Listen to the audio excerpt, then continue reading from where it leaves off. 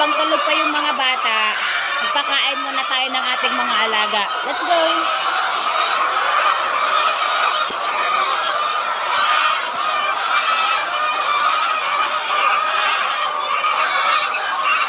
Ganito sila kaingay. Ganito sila kaingay kapag gutom. Pero tatahimik din na mga yan kapag nakakain na. So, Deco Bright ang breed ng ating mga alagang manok. At ang kanilang feeding consumption is 110 grams. Dati naka-unlimited feeding kami, pero after namin umatag ng mga seminars, yun, nalaman namin na kailangan pala 110 grams lamang ang kailangan makonsume ng mga manok. So, tinitimba ko na lang kasi hindi ko madadala yung sako.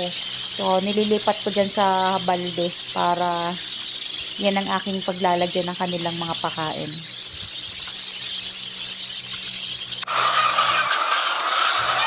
60 grams sa umaga, tapos 50 grams naman sa hapon. Kasi 110 grams ang kailangan na-consume ng isang manok sa maghapon.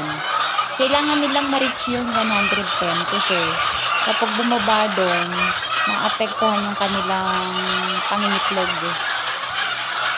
So, mababawasan yung ating production. So, kailangan natin bantayan yung dami ng pagkain nila. At isa pang kailangan bantayan dito sa mga manok, yung kanilang supply ng tubig.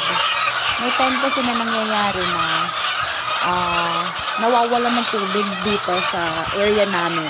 So yung mga manok, hindi nakakainom ng tama. Naapektuhan din yung pangingitlog.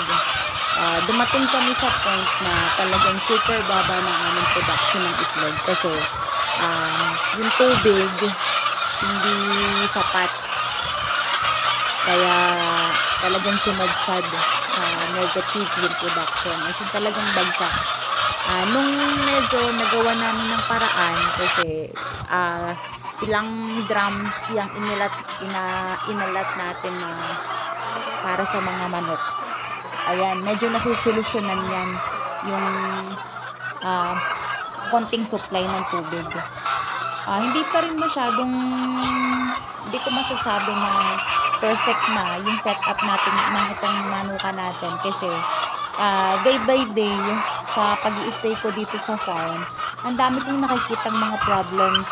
Like kagabi, 7 heads ng ating mga alaga ang nadali kasi may nakapasok dito sa kanilang bahay. So hindi na ako lumabas.